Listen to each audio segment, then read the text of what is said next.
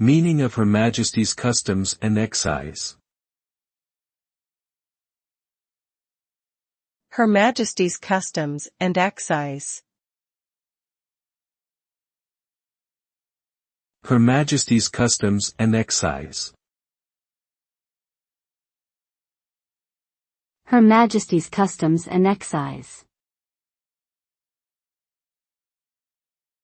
Her Majesty's Customs and Excise.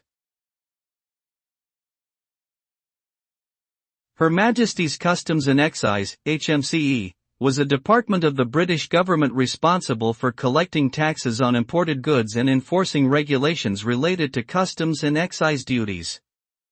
It was established in 1909 and was merged with the Inland Revenue in 2005 to form HM Revenue and Customs, HMRC. The department was responsible for implementing trade policy, preventing smuggling, and investigating cases of tax fraud. HMCE had a significant role in ensuring the smooth operation of international trade and ensuring that the government received the revenue due to it.